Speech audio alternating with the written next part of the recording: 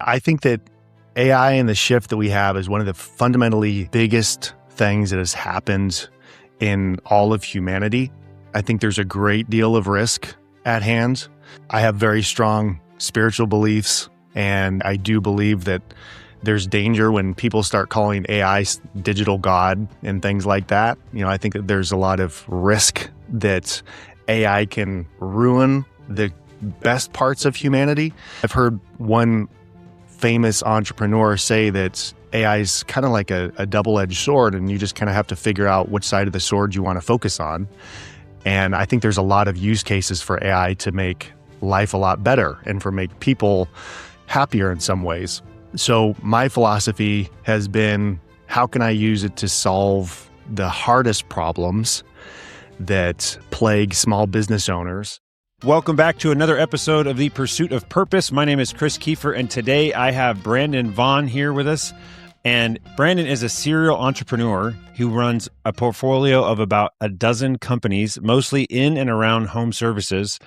He took over his dad's window cleaning business when his father got sick, grew it from $8,000 a month to nearly $500,000 a month with 70 employees, won the SBA Small Business Person of the Year in Oregon, then sold it. He went on to found Wise Coatings, an epoxy flooring franchise that now has close to 40 locations, and Conquer, a coaching community that's helped over 30,000 home service business owners systemize and scale. He holds a Guinness World Record for the largest virtual business conference. 21,000 people showed up.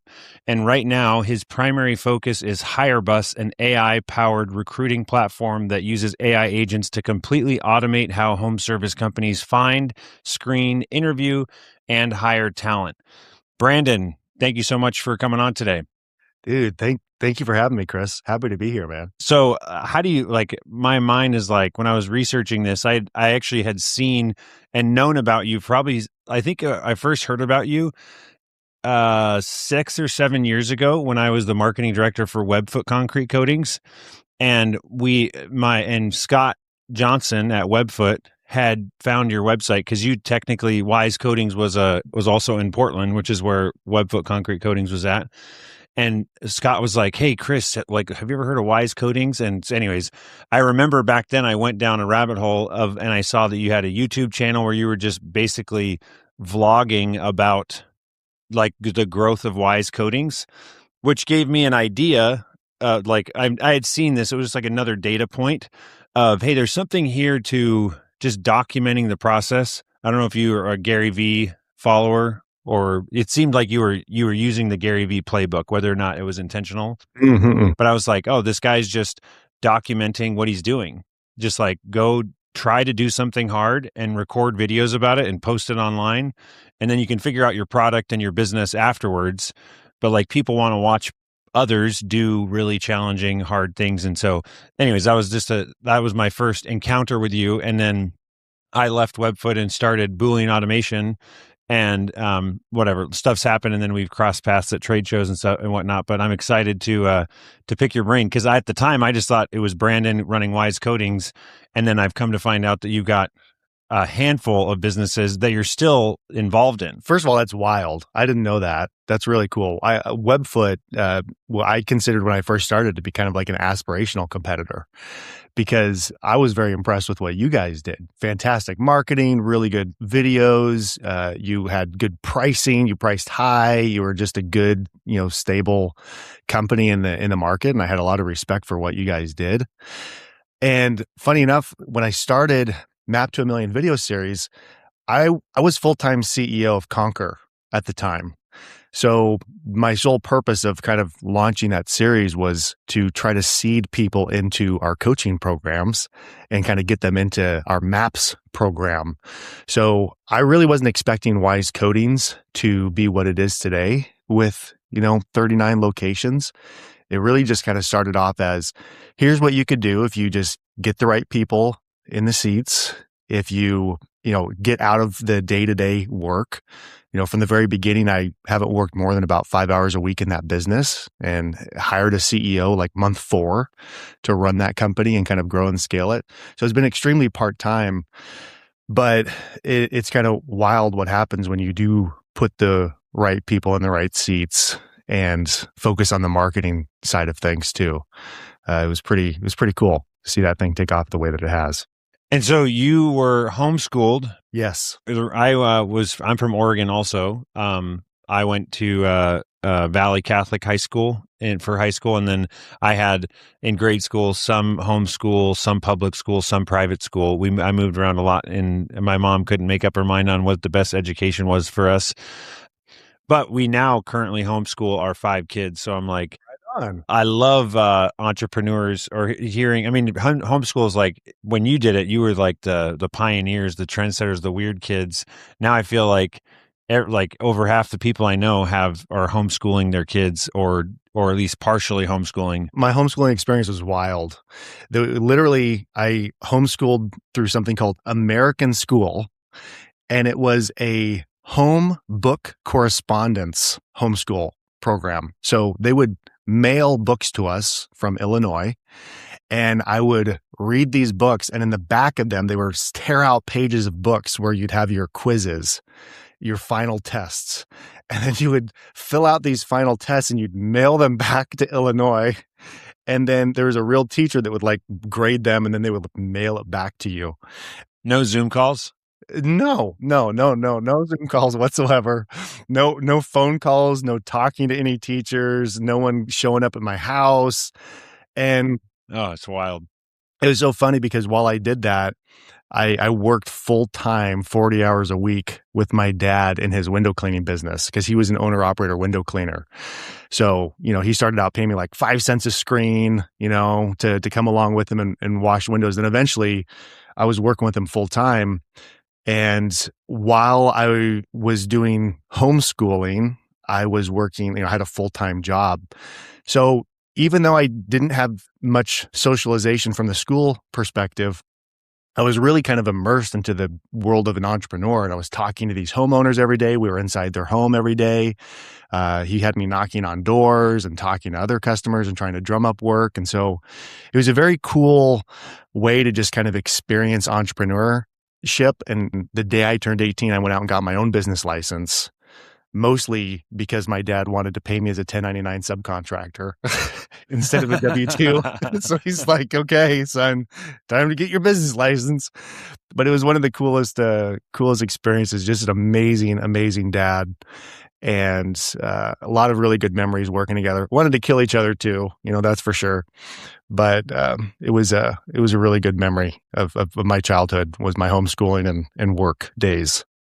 How's your relationship with your dad now? Amazing. In 2012, he was diagnosed with heart disease.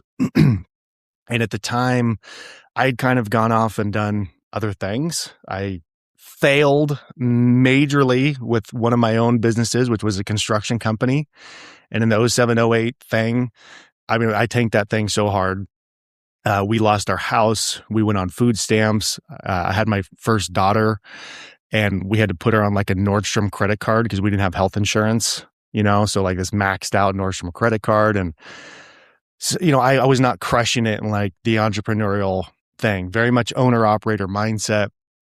But 2012, he couldn't work physically anymore. And so I came back in and bought the business from him, told him, hey, you cannot work. I'll pay you $3,000 a month for life, which was overvaluing the business at the time because it was only doing about $8,000 a month. But, it was the kind of thing where, it forced me to have to grow the business because the business had to not only support my dad and my mom, but also me at the time. And, ever since, really, we have an incredible relationship. He's one of my best friends, and it's cool to be able to retire your parents. And that was when I sold All Clean too, I gave my dad a 6-figure gift that just kind of set him up for the rest of his life, so that he was just like kind of taken care of on that side of things. And it's been great. It's been really cool. That's awesome. So now you are husband, father, still entrepreneur. How do you, I don't know where you want to take the conversation, but when it comes to AI, how do you see, I'm just thinking about your homeschool experience versus what homeschooling is like now.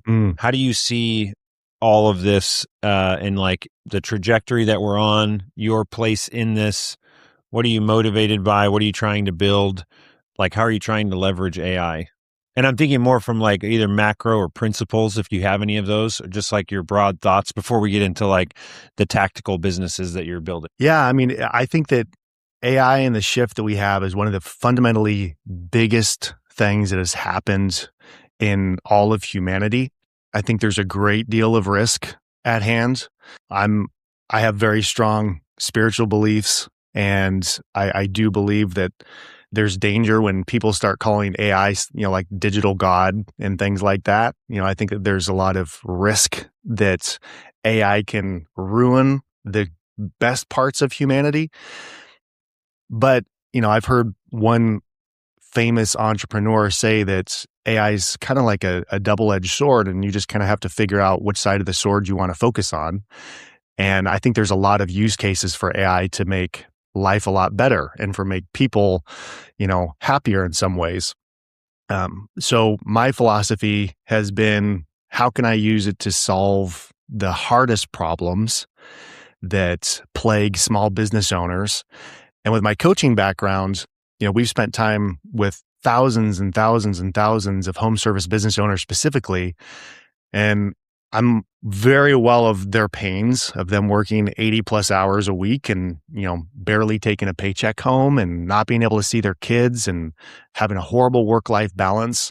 And there's a lot of phenomenal use cases for AI to be able to just give them a little bit more balance to be at home with their kids, automate some of these tools. And that's one of the reasons why I loved your business model when you were telling me about it. Was like, that's the kind of stuff that I'm obsessed over, is processes and automations, and AI just kind of takes that to a whole new level. It has been one of the funnest things and one of the most challenging things I think I've ever done, to be a CEO of an AI startup. It's been like, my goodness, you watch YouTube videos older than 2 weeks and it's already outdated. Like, it's just crazy. It's crazy how fast it moves and how every day there's just something new that's like, oh, I got to study this thing now. I've just never experienced anything like it. I feel like I have no idea what the heck I'm doing still, but that's kind of like the growth zone I like to focus on. The pros and cons of AI. I heard a saying recently of, I mean, it's the same thing with for all of recorded history. Every generation had some crazy technology that was, positioned, that was the craziest thing for them and human history at that time, and it's just like everybody was like, oh my gosh, this is going to it's going to ruin the world and our humanity and everything. And obviously it's like, yeah, but this is different.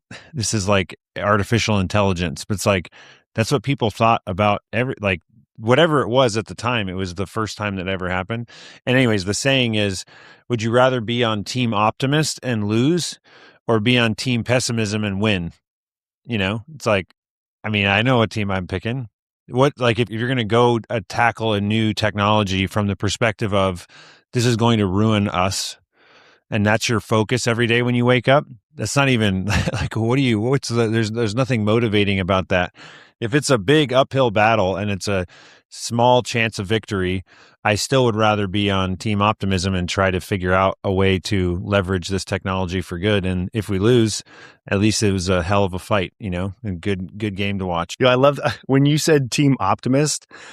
First I heard Optimus, and I was thinking you're going to say we're Team Megatron. I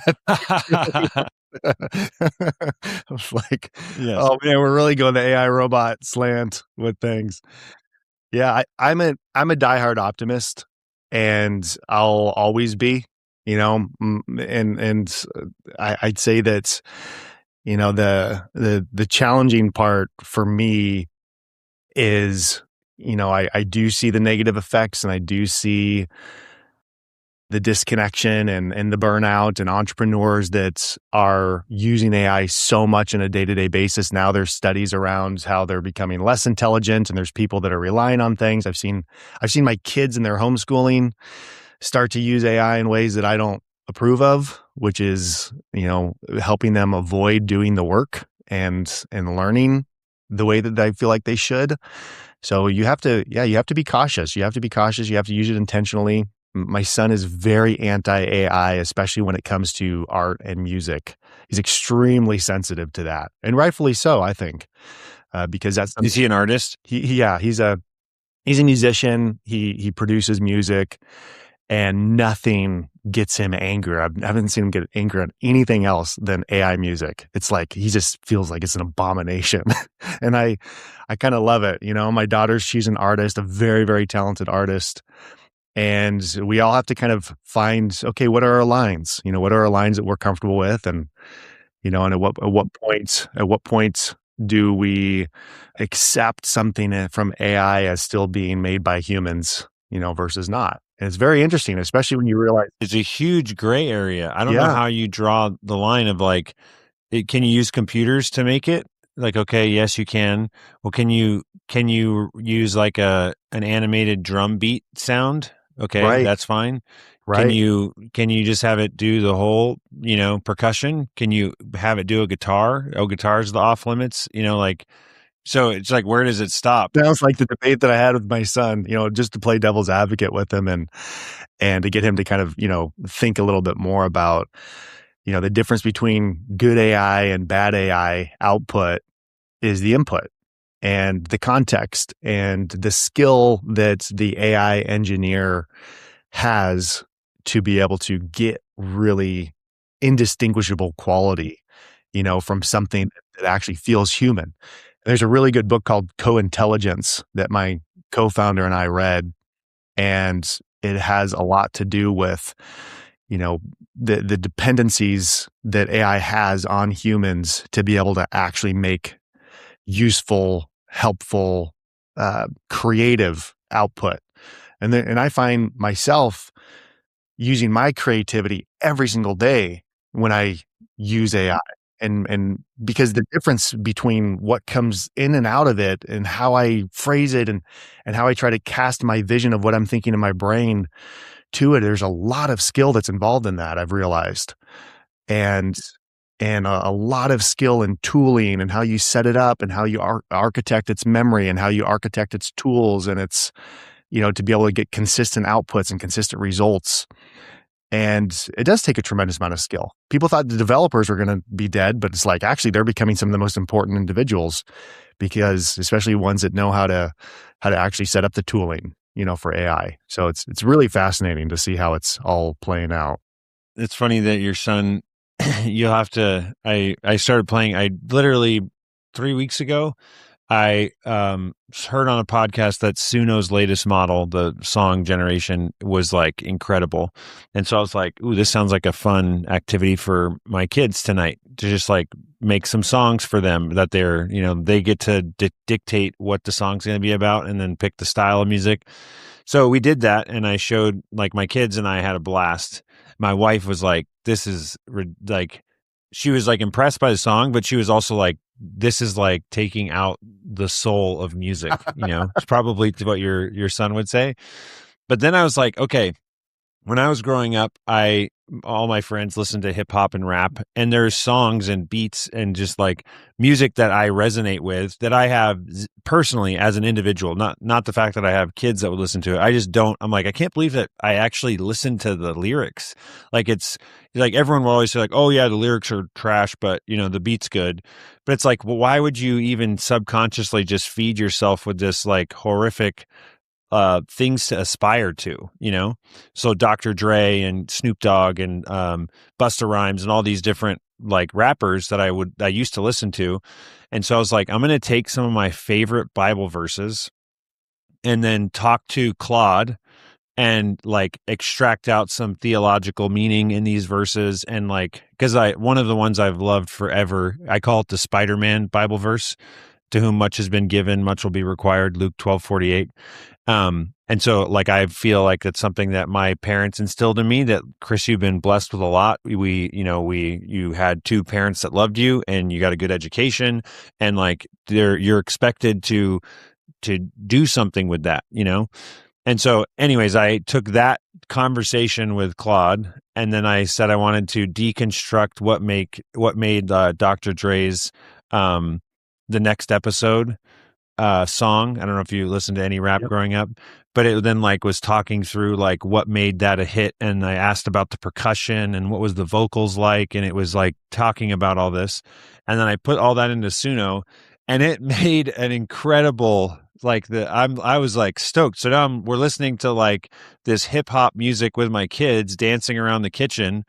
And it took me like 30 minutes of like iterating, and there was definitely some garbage that got produced. But like I have this song and I showed it to people. I'll send it to you afterwards. You can show your son.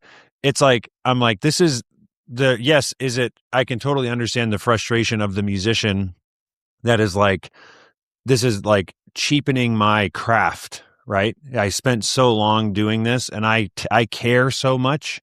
And this is just like generated in minutes, and there's something frustrating about that, you know. But then there was also like a yeah, I mean, I don't know, I there's more stories that I have, but it's that idea of like, what is it going when the cost and time of creating something goes to zero, the production of that thing is going to go to infinity, right? It's like the reverse. If I can it's this thing that happened with gas and gas companies back when the cars came out. There was a time when gas companies were pushing against car companies and making their cars more efficient because they're like, oh, people aren't going to need to buy as much gas if you can go farther on a tank of gas. But what happened? Like the cost of driving a car and going anywhere went down. So now all of a sudden it's like, hey, we can live further out from the city. Like more people had access to cars because it was economical to actually drive somewhere. And all of a sudden, like the consumption of fuel skyrockets because there's way more cars than there ever was before, you know? But then that has pros and cons, right? It's like everything has trade-offs. So to me, I'm like, if the cost of production, or basically you're just like making it democratizing the creative process of music. I don't play any instruments, but I can listen to music and I like stuff and don't like other stuff. So I can now make songs. To me, it's just like there's going to be more. The fundamental debate that my wife and I have is that she thinks it's going to make, if our kids are exposed to this, they're going to be less likely to learn an instrument or play a guitar, play piano. And my argument is like, I took, a year of piano when I was growing up, and I also was in the band in 7th and 8th grade because I had to, and I played trombone. I don't play any of those instruments. I have no, there's a part of me that's like, oh, it'd be cool if I played the guitar, but like what percentage of the population knows how to play an instrument currently? And I feel like it's only going to increase the percentage of the population that is interested in playing an instrument in general, because it's still cool to like master a craft, And so you're just the whole production process of a song is completely independent of playing the instrument for the benefit of like entertaining at a party or performing or whatever. Anyways. I'll tell you the danger that I sense with my kids with it is that the world right now is so instant gratification motivated, and AI provides an ability to be able to give instant gratification in some ways. And I feel like delayed gratification and the ability to persist at a task for a delayed reward is some of the greatest indicators of success. And I think that, like, especially with my kids, it's like their argument when they do tests and they do schoolwork is, well, why use, you only use a calculator now. You don't use any of your long division and, to calculate things. But it's like the skill set of being able to study, research, and persist with a task till you get better at it. That's the part that for me, it's like, well, how do we manufacture that? My version of an entrepreneurial self, compared to when my daughter was born. When my daughter was born, we had lost our house. We were on food stamps. We did the Dave Ramsey cash method. And we had these little envelopes and we'd put cash inside, and we put $20 for our eat out budget and, $10 for our gas. And that's like how we would do it. But that financial discipline helped us get out of debt, not declare bankruptcy. And it's helped us all the way on through life, but it was really, really hard at the time. But like now we're doing well for ourselves financially. we have to manufacture hardship for our kids because it's not as hard for them. And it's interesting because I kind of feel like, it does kind of stem back around to what AI can do on the good side of things. But there is also that double-edged sword of, rather than sitting down and doing the work of writing out some really long essay and doing the research and going to the library and looking up things, like that's work ethic that you're building. It's not just about, what the quality of your output is. And my concern with my kids is that they would index too heavily on just using easy tools, and they would never possess that one ability, so that when the hardship does come up, like they don't possess the skill set to be able to tackle it. And I think that that's the part that we've been really trying to work a lot on with our kids, is how to manufacture. I completely agree with that. My one thought, and my oldest is 8 right now, so we have 8, 6, 4, 2, 0, or 7 months. But for me, I'm like, isn't the answer we just have to do harder problems? You have to give your kids harder problems.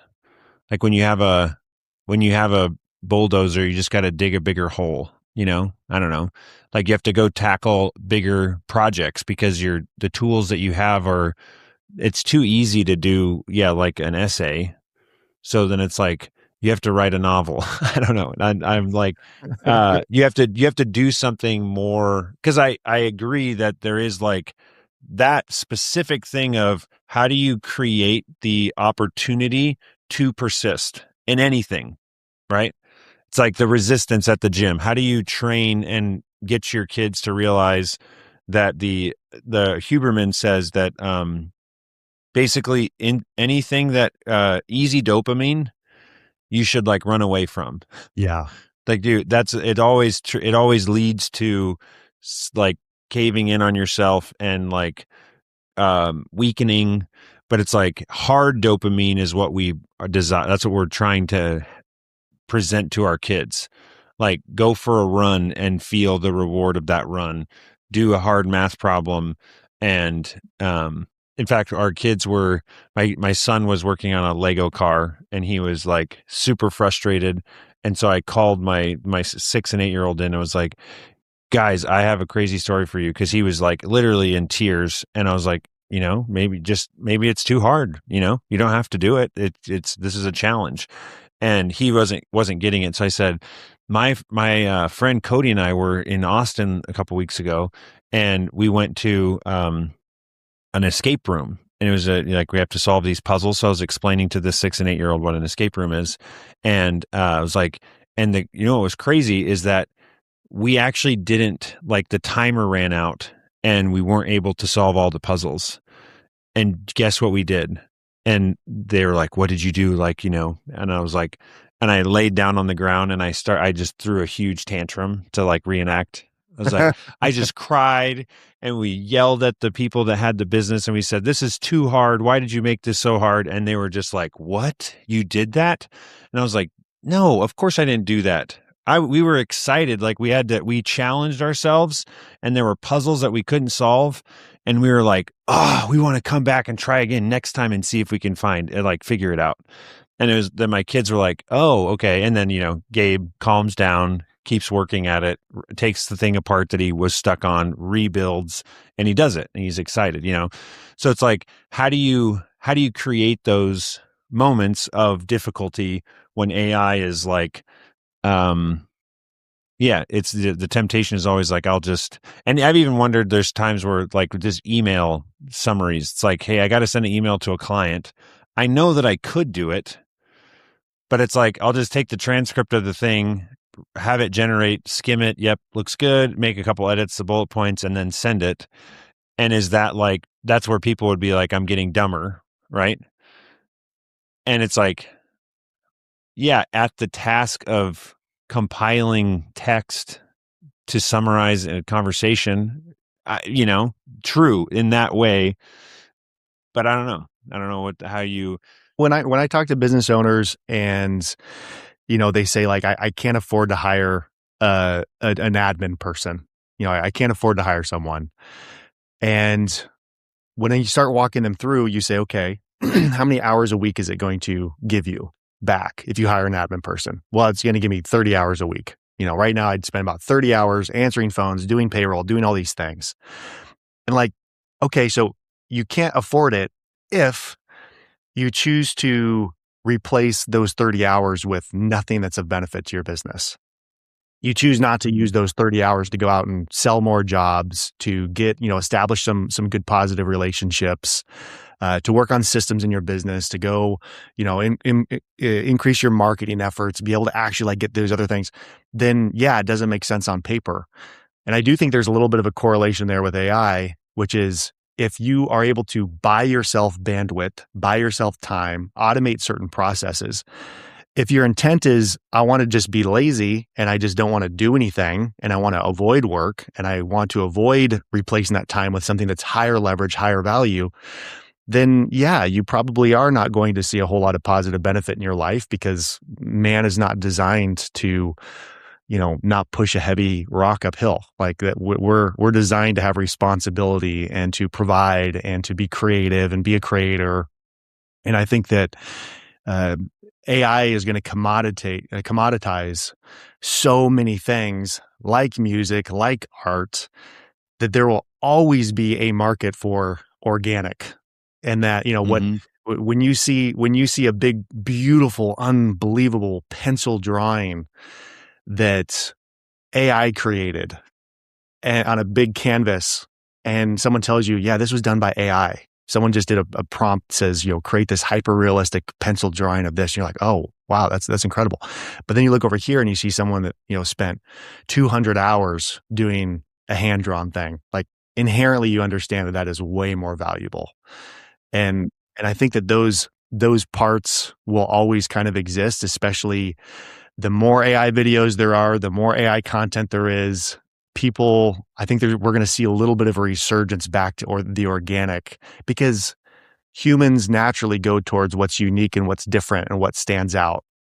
And when everything looks the same, how are we going to look different? Well, it's probably going to be, I guarantee there's going to be companies that are like, we use real humans to answer our phones and we use real humans to do this. And people will, value a certain part of that too, provided the experience. Yeah, to 100%, I would say it depends on the. It's funny that I was going to say something else, but going back to the real humans, there's a cynical part of me that's like, how much am I overpaying for your service if you're having to pay humans to answer? Like, just give me an AI that costs you 10 cents for this conversation. I don't know if it'll be sustainable. I don't know if Yeah, those yeah, yeah. will survive, but I do, because I went and ordered Wendy's and I had an AI, one to give me and it was the best food ordering experience I've ever had at a fast food restaurant ever. I'm like, You mean the person wasn't hungover and angry and like oh had to man, I break didn't up have with to their sit there Scott? for a Like, minute and wait, and then they didn't get my order wrong, and then like literally it popped up pictures of what I ordered on the screen as I was doing it, and full conversational AI. I was like, this is awesome. And is this you know, like this is my happening in electrical drive-throughs company, at I Wendy's? have an AI agent that answers our phones 24/7. If someone calls it at 11 p.m. on a Sunday to schedule service, like it's done and it's taken care of, and they schedule and book that call. Like that's different. I think the only reason why people are annoyed with AI is because people do a crap job of setting up AI agents right now. And, there's others that have the skill set to make them sound more human and feel more natural. I think that's kind of the difference, right? It goes back to that co-intelligence. Yeah, when I was in at the PCA, I called to Orlando City Walk to book a reservation for a restaurant, and the AI was so good that I was like, I kind of want to ask, is this AI? But I didn't want to offend in the one If it was percent an chance actual that this was a human. human. I didn't want them to be like, no, my name's Sarah. And I'm like, whatever. Like, she already had told me your name, but just like, I was just, yeah, it was like one of those moments of like, there was certain things where it was like, it was repeating back, okay, so what you're looking for is a reservation for 8 between 7 and 9 p.m. And it's like, humans don't do that. But it was so conversational that I was okay. Like, I appreciated the clarity and everything, and it sounded normal. And, anyways, Love it. It's awesome. so back to like the tools that you're building, how many AI or how many companies do you have that you've built or brands that are AI businesses? Just hire bus. Hire bus? Yeah. I mean, I don't get me wrong. I utilize AI in every single one of my companies. I own a marketing agency and we're using unbelievable use cases for AI. You can connect Claude Code to SEMrush MCP servers. And there's just, I mean, and the use cases for there are just ridiculous. And there's just so many different use cases for AI application, and it's so easy to build. It's so fast to build now that, agent swarms are like the thing that I'm most obsessed with right now. Hirebus. Agent swarms? Yeah, agent swarms or teams. It's probably the less Terminator-esque name for them as opposed to like swarms. But yeah, or armies, having agent teams right now that can, codependently work not only horizontally with each other, but also be led by a lead agent. That's like the biggest thing that we've been kind of focused on right now. And the use cases for them are just, it's insane. It's insane what it can do. I actually don't think that our LLMs are going to get that much crazy smarter. I don't think that like Moore's law is going to keep applying to just the root intelligence of an LLM. I think that what's going to happen is that the tooling, the harnesses, the skills, the hooks, those things that actually connect to an AI agent, and then how they connect to each other, and the infrastructure of how they orchestrate together, and how they access memory, and how they access context, and how they, I think it's the massive leaps that I've seen haven't been related to the fact that Opus 4.6 is so much better than Opus 4.5, or these little incremental jumps.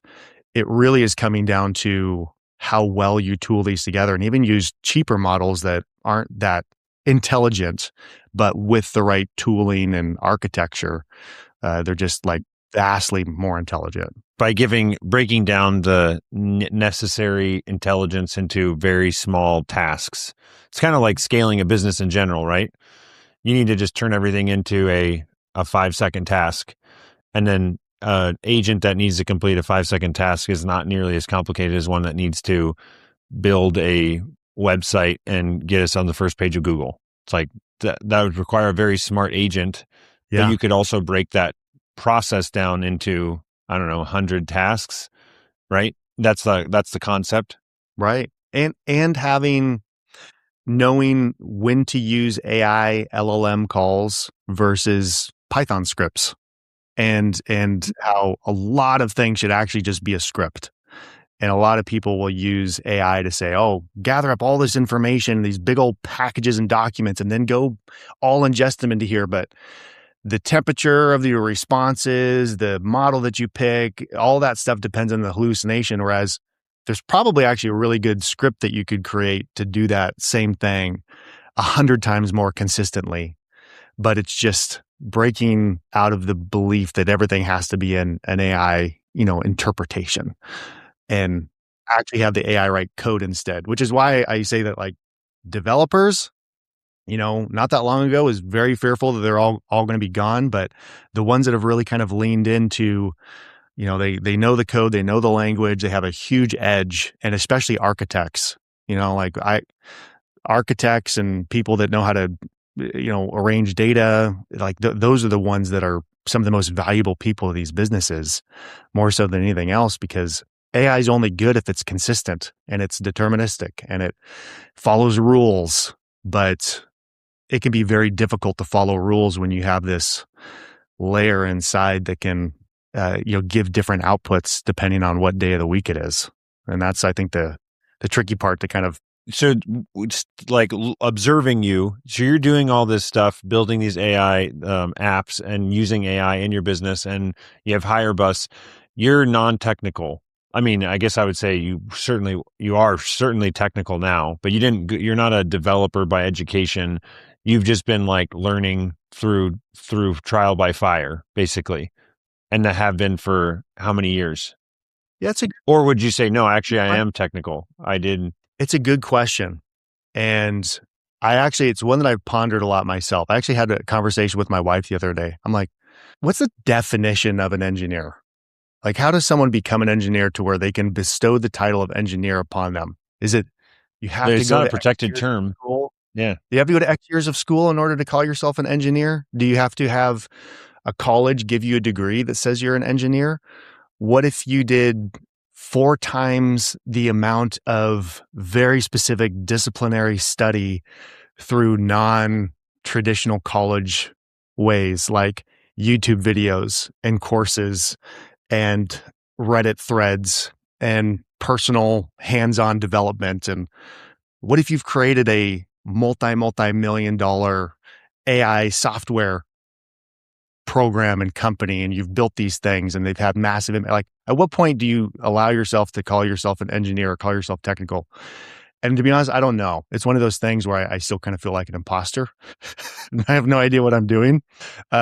It's difficult for me to just say that, like, I am an engineer, but I have been for the last, I mean, all my entire life, I have been obsessed with how things work, taking things apart, putting them back together again. I'm very much a self learner, and I've never stopped learning. I didn't go to college, but I have never stopped reading books. I've never stopped taking courses. I've never stopped investing in my education, and I've never stopped just experimenting and playing and doing R&D.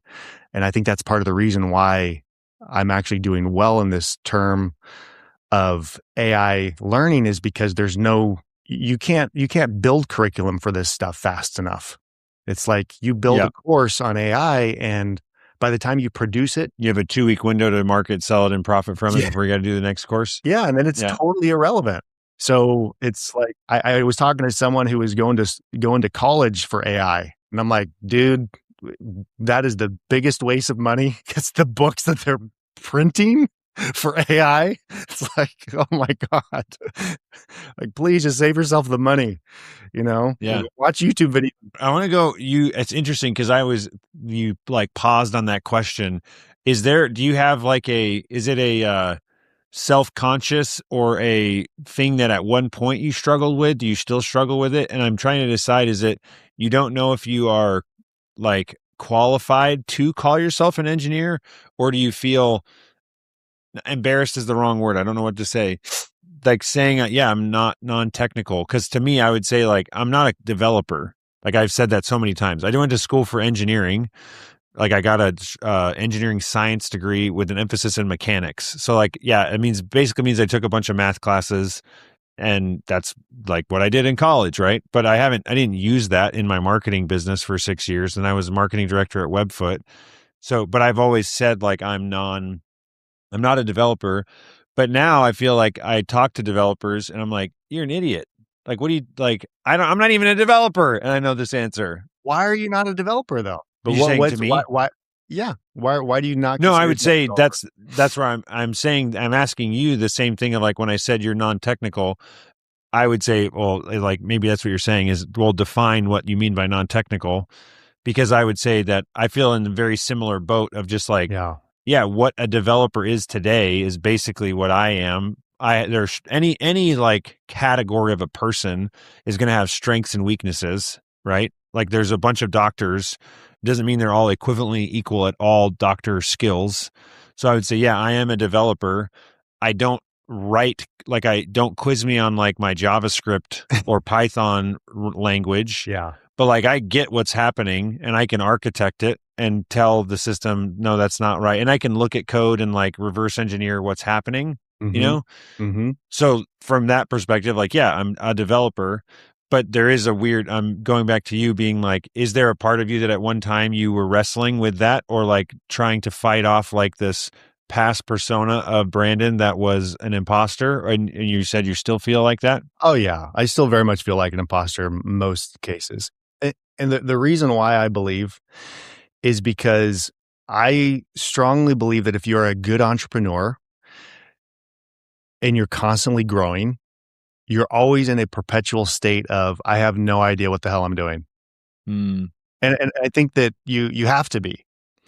If you're in growth mode, to get somewhere you've never been means doing things that you've never done. And so right now, today, yesterday, doing problems that I've never faced before, totally brand new. It's things that and I'm at a near zero baseline when it comes to tackling some of those problems. Now, I still have past experiences that I can rely on and dwell on, but the act of research, my work ethic to figure it out and persist with it long enough until I solve it, like I'm technical in the sense that I've been immersed in computers my entire life. I've been obsessed with them. I've built my own computers. I'm a nerd's nerd, very much so. Like I was the nerd that got shoved in the locker in school when I was in actual school, nerd. So for me, I feel like my root persona is a creator. And when I'm in my zone of genius, it's when I'm creating something. And I feel like the AI tooling and some of these technical things, it has just been fun. It's been so much fun to learn because it's like the ultimate expression of creation in some ways. Like you can actually create an intelligence. You can create something that has unbelievable value and function to other people and solves their real problems. So I wrestle with like the term engineer just because it feels like a title, type of a thing. And at the end of the day, I like to solve problems. I like to create, and I like to make sure that I am always doing things that I've never done before, because that's kind of where I thrive. It's a long answer to the question, but Yeah, I do think I resonate with the idea of that. You 100% have to be, you have to get comfortable in kind of the being disoriented as far as where are we going, and that's actually and not maybe not where are we going. I feel like there is like a North Star, but you're like out at sea, and every day it's like, geez, this is difficult. Like I wish we could just like start coasting for a little bit, and it's just like a never ending. And I guess one thing because I only have my experience to draw on. I don't know if you have opinions on this. I wonder right now, is the same confusion and or uncertainty as far as which product to pick. Like for us, like I'm literally thinking, okay, let's rebuild our entire offering with AI just to see how fast or how far can we get with minimal, like, because someone else is going to do this. We've spent 3 years building this platform. And last week I was like talking to our developers, was like, I want you to restart because there's a lot of like technical debt that we have with decisions that we made it's working. But like, I think that there's more efficient ways to do this whole thing. And how can we just rebuild? We're not that we're going to ever deploy it, or maybe we'll take some learnings and go back or whatever. There's migration things to consider and all that stuff. But I'm just like, I feel like very overwhelmed by the options and the like go, no go. Do we wait another month? Maybe things will get crazy better or 3 months. Can we ride this out for 6 months? But at some point we have to reinvent ourselves. Is that like have entrepreneurs always felt that way to like in some regards? Or is it just boy, like because it feels unfair to say, oh, we actually have a really hard job right now navigating this AI stuff. what the big difference is for me. And I'm so glad you bring it up because it actually provided a little bit of epiphany moment for me when you said that. So when I owned my pressure washing business, for me to add on painting took a lot of effort. I would have to go find painters, hire painters, stock paint, buy painting tools, have a painting training program, market painting business. Like it takes a lot to just add on a second service in like a traditional home service business sense, which is usually why I convince people like just niche down, like go really deep, don't go wide. But with AI, I wrestle with the same thing you kind of wrestle with, where I'm like, AI is kind of when you know how to create AI, create AI processes, create AI agents, it's like, oh, it's kind of infinity now. It can apply to literally everything without even a whole lot of changing or shifting.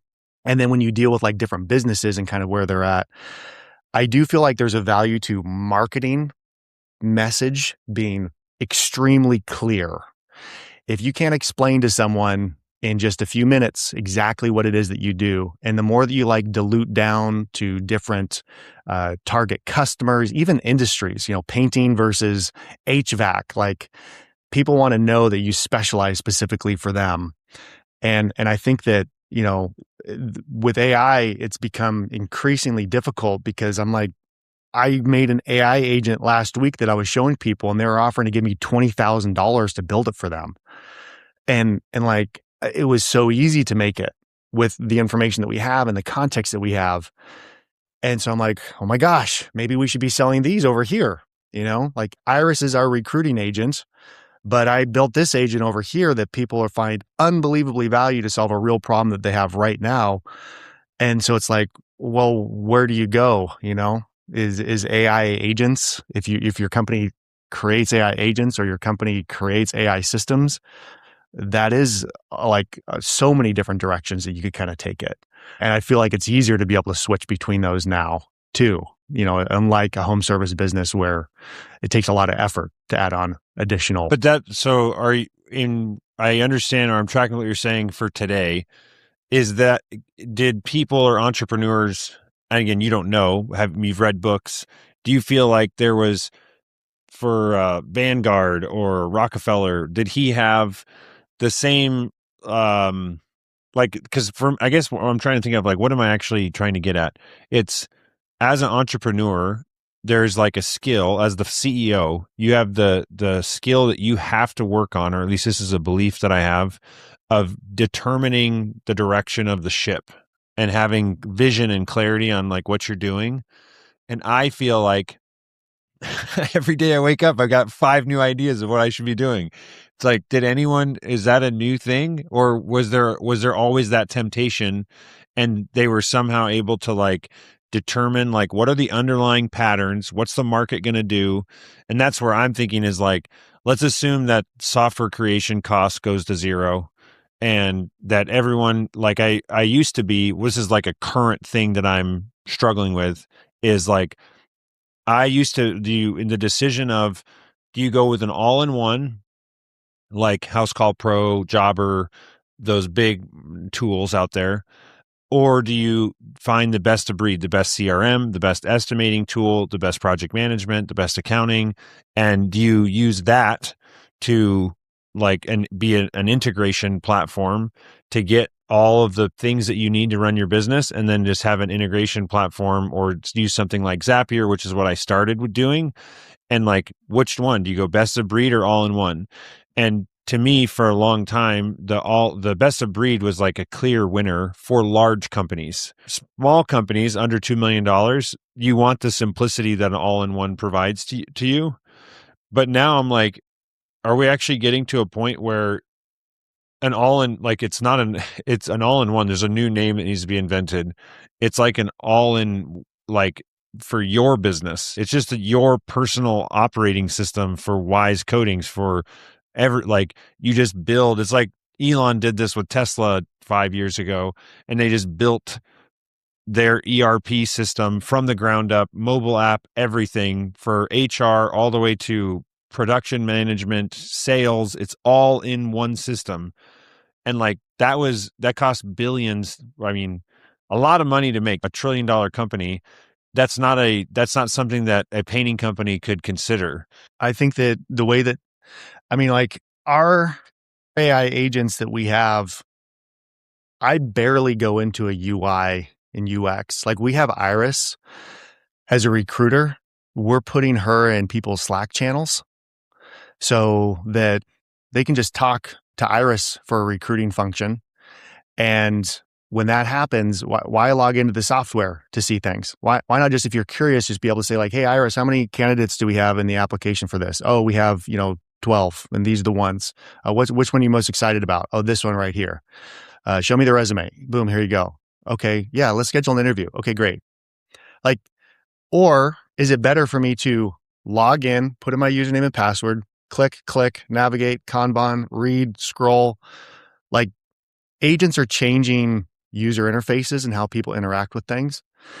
But one thing I do want to kind of call out is that Service Titan was created in 2007. House Call Pro was founded in 2013. They didn't have all these all-in-one features back then. They got really freaking good at one thing, and then they got trust from people, and then they expanded on. And I think the hard part is that many people, a lot of entrepreneurs way too early start going wide. Whereas if you just get really freaking good at just one thing to where customers are like, there's no one better that does this than you, then it becomes easier once you have some scale behind you too, to bolt on and add on different things. Some people have like a kind of mediocre solution and then they want to add on another mediocre solution. And this one, and then it's like a bunch of mediocre solutions. Yeah. And I think that the best entrepreneurs, the ones that coach me and guide me, they're constantly telling me to not indulge in my shiny object syndrome, squirrel, we could do this, we could do this. And instead of like, stay focused, block and tackle, signal versus noise ratio. I don't know if you read this, The Science of Scaling by Dr. Benjamin Hardy. Really good book. And having to kind of like just focus very, very intentionally on just the one thing to just become the best at it. That's what we're really, really obsessed with right now, is just like, how can we make the absolute hands down best recruiting agent? And then maybe we add on another agent, but not until we've really kind of tapped to where people are like, there's no better agent out there than this one. And that's what we're trying to focus on. Yeah, I do. I think that when I think of software in particular, it's what, there is, when you think of developers for any app, and this is probably true for yours, any app that's been around for more than a year is probably in this boat. And even the ones that are more recent you still have to create user interfaces. But like, what percentage of development resources get diverted away from the problem that you're trying to solve to just allowing humans to interact with the problem solvers of the software, Right. Yeah. So literally like menus, settings, user interfaces, dashboards, reports, pipeline views, customization options, colors, just like all the stuff that's like, I don't know what it is, but I feel like it's the classic Pareto's law of the 80-20 principle. I bet you that 20% of development resources go to actual value added.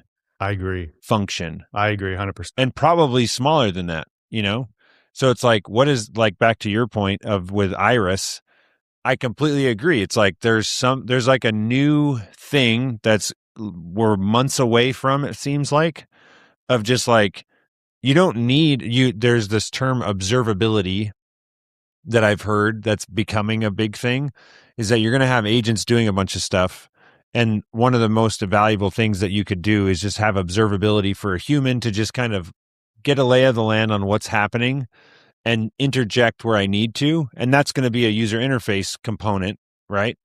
But in general, it's like, what do I need as a home service company in my business? I need someone to handle incoming leads and qualify them and book them onto my calendar for my sales reps to go out and give them bids. And then I need like all the data that the sales rep puts in to get managed, handled, organized, stored somewhere. Then on the scheduling side, you sell the job, you have to coordinate when it's going to happen, who's going to do it, which crew. So that's like, seems more complex, obviously, than the marketing in lead intake and stuff. But either way, it's like all of those pieces, there's so much energy being invested into helping Susan, who barely knows how to use a computer, that's your admin person, see all the stuff and like have her do her job and make it easy. Yeah. But it's like, what Susan would be able to do? Just say, hey, can you invoice Brandon?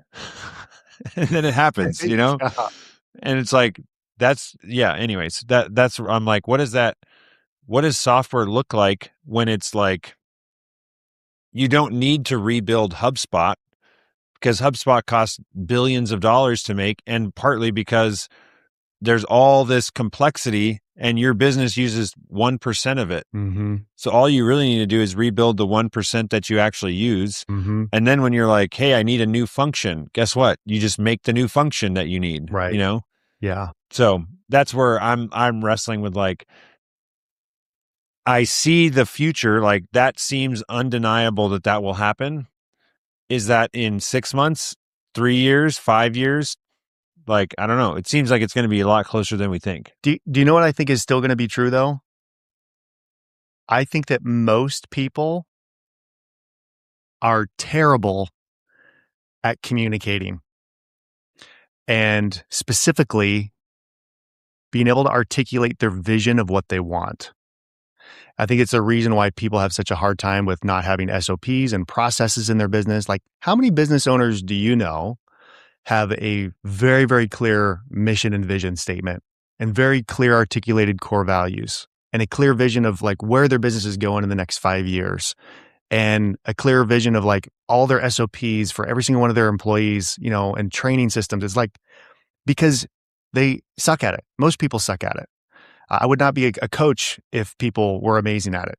So the likelihood that these people are going to go into a Lovable and be able to articulate what kind of app they want to build or what type of system they want to build, to me, I think is extremely low because people lack the ability to be able to give instructions at a high level.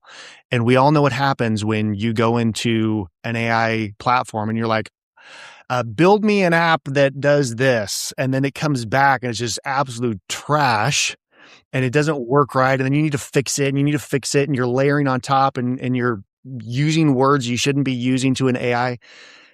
And I heard someone say AI is, AI is relentless at following instructions and humans are terrible at giving instructions. And that's the reason why I think there's always going to be a need in a market for what you do and what I do and what we're trying to solve, which is, yeah, if what will be the conduit, a business, some platform, some entrepreneur is going to be the conduit to be able to help business owners create that type of stuff. There's still going to be a layer. Yeah. That's a good place to leave it for today. I'm just trying to be mindful of time. I got a few wrap up questions for you. And first, I guess I want to say like this was super fun. Love mental jousting and idea iterating and refining with someone else that's deep in the weeds also. So thank you for providing that for me and anyone listening. 3 book recommendations. The Dream Manager by Matthew Kelly is a really good one on creating strong company culture. I think it's especially important now as you try to get employees into your business. I would say one that I've read more recently, which is The Science of Scaling by Dr. Benjamin Hardy, has been a really good one. And then How to Win Friends and Influence People is a good favorite of mine that I like to go back and revisit at least once a year and just read that one. I think that one's a solid one. I have way more, but those are the 3. Nice. Movie or show recommendation? I think I've watched every episode of The Office at least 50 times, no exaggeration.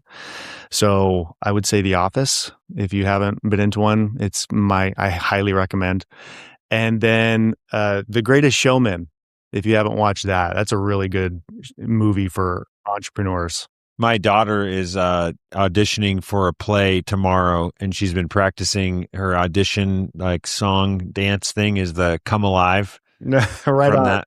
And so I've been hearing the Come well not the soundtrack of It's the Greatest Showman, it's specifically that song on repeat, but it's totally awesome to see her just like, yeah, she is. I've always diving in hated deep. musicals, but that is like one of my favorite movies. Yeah. Well, I mean, when Wolverine becomes the main character, it's like it kind of brings in a new audience. And if someone wants to get in touch with you, how do you recommend that they do that? You can email me, bvaughn, VAUGHN @hirebus.com, or hit me up on social media. You can go to Instagram.com/Brandon Vaughn. You can message me there. I'm also on Facebook if you want to shoot me a Facebook message. If you want to check out Hirebus, go to hirebus.com. and give us a shot. Test drive Iris. See how we can solve your recruiting issues. That's awesome. And I just thought one random thing. Do you still do walking treadmill on your desk? I do. I'm standing on it right now. I deliberately turned it off so I wasn't for the podcast. Sick. Yeah. I don't remember who told me this, but I got a walking treadmill for podcasts. I don't walk on them, but how far do you walk each day, or do you have a goal, or do you just try and do like an hour in the morning, or what's your framework to make that a habit that you do all the time? It's 9 to 12 miles a day, and this is the speed that I walk on. So I'm 1.8 miles an hour is kind of my sweet spot. So when I'm here at my desk and I'm doing, 6, 7 hours of Zoom calls, I'm walking pretty much the entire time. Even when I'm just regular working, I'm walking all day long. And what do you have a way to track? Because I did a little bit of research, and then I made like a little automation where I could key in how many miles I did, just because it's fun to see. But how do you like? I'm always like, little things like this are a big deal to me, of just like seeing progress and being able to be like, I walked 500 miles in the last time frame, whatever. But what is the tools? Because I'm sure you have something. What are the tools you use uh to track all that? And is there a treadmill that actually does that via Bluetooth a little easier? There probably is, but what I did was I built my own app called Walk the Nation, and it's basically I use a Shelly plug, a smart plug, and so I have that plugged in. I have the treadmill plugged into it, and then I've calculated how many watt hours converts to how many miles. So no matter what speed I walk on the treadmill, it's always going to output X amount of watt hours, which converts into miles. And so I have that as just like a really simple little formula. And then I set a destination from my house in Woodland, Washington, over to Montauk Bay in New York. And so I walked across the entire country, and now I'm walking back. And I've already walked across the country once, and I'm about halfway back, walking the country again. And that's in how long? Let's see. It's been a little over a year since I got my walking treadmill.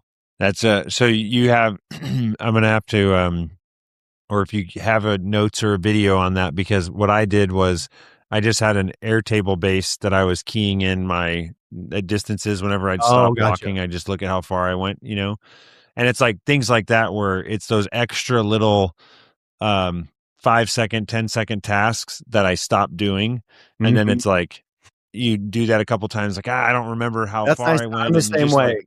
It's just, So I just want to know, when the treadmill's on, how far am I going, which you've solved. so the But what I Shelly. did was I found some website that you could do like a race on, and you could map your progress.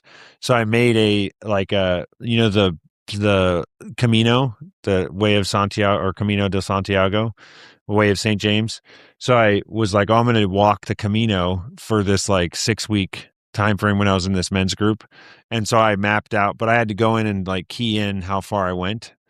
But I love visuals and just being able to see like, here's where I'm at. And now I feel like Lovable, because I've been playing around with that. I need to revisit and just build a Lovable app that does that exact thing. And then you're saying the Shelly plug is the thing that has like an API to output the wattage. Yep. Yep. So you can put your username and password, and then it'll just read the watt hours on your plug.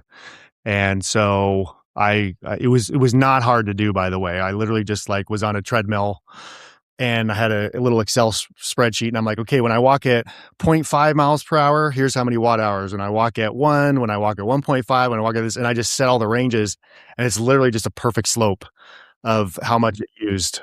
And then so I think it varies depending on weight. Yeah. So, You someone's gotta heavier, calibrate it's it. working a little bit harder, but it doesn't take long to calibrate it.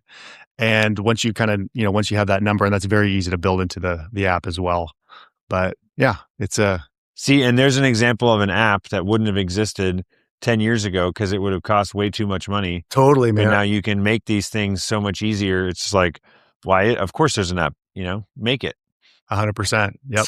Thank you so much for listening. My name is Chris Kiefer, and my mission is to champion the relentless pursuit of purpose. And what that means to me is to be an example, a champion, someone that is in the trenches, working and showing and winning and trying and failing in how to pursue a deeper and more meaningful life with the people that I love, with my kids, with my friends, with our family, and also just be a champion and example of entrepreneurship and following my passion and doing what I believe I'm called to on this earth. And so if that inspires you in some way, please share this episode.